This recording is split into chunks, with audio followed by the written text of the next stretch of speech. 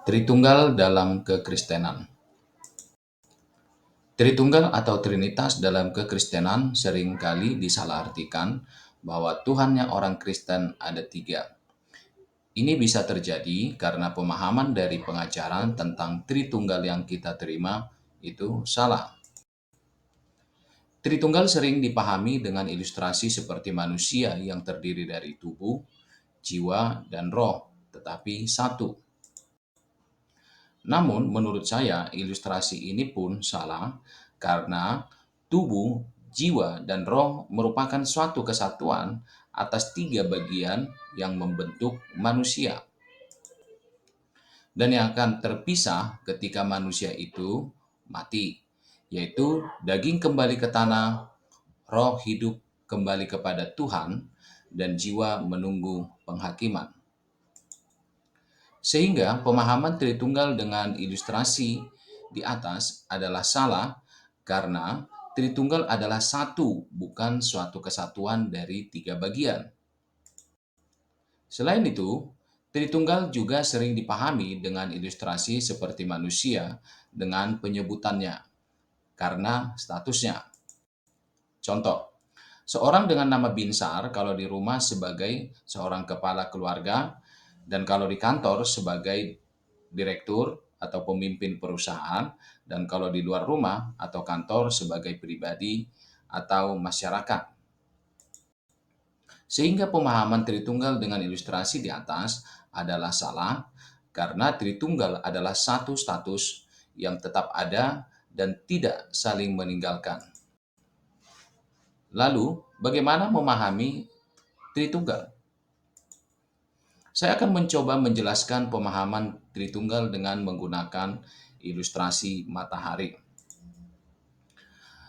Tak seorang pun yang pernah melihat matahari secara langsung selain melihat sinar dan terangnya.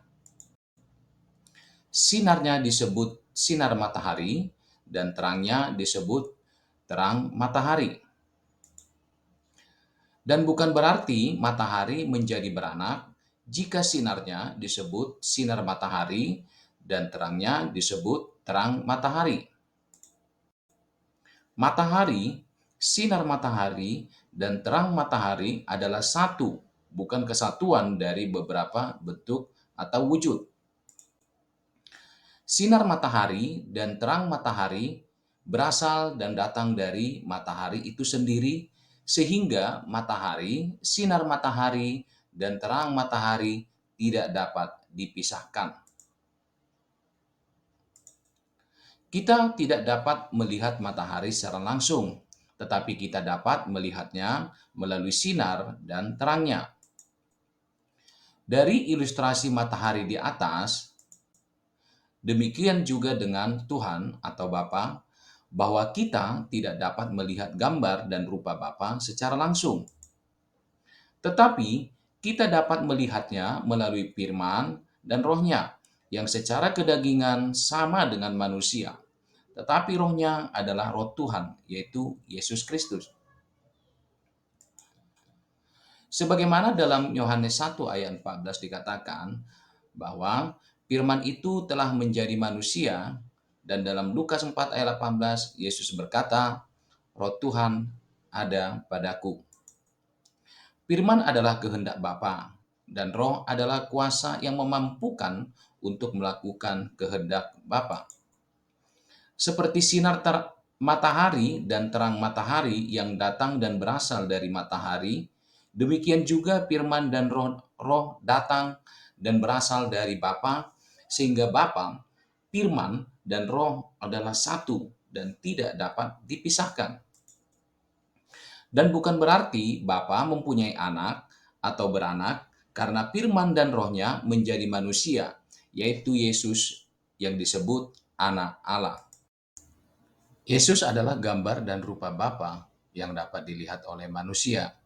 Sehingga siapa yang telah melihat Yesus juga sama dengan telah melihat Bapa. Karena tak seorang pun yang dapat melihat Bapa secara langsung, karena siapa yang melihat Bapa pasti mati. Jadi, Yesus adalah gambar dan rupa Bapa yang dapat dilihat oleh manusia. Sebagaimana dalam Yohanes 10 ayat 30, Yesus berkata, Bapa dan aku adalah satu. Dan dalam Yohanes 8 ayat 42, Yesus berkata, Aku datang dan berasal dari Allah. Sebagaimana dalam Yohanes 14 ayat 9, Yesus berkata, Barang siapa telah melihat aku, ia telah melihat Bapa. Jadi, Yesus adalah gambar dan rupa Allah atau Bapa itu sendiri, dan Yesus adalah firman Allah itu sendiri, dan Yesus adalah Roh Allah itu sendiri. Tuhan Yesus memberkati kita semua. Amin.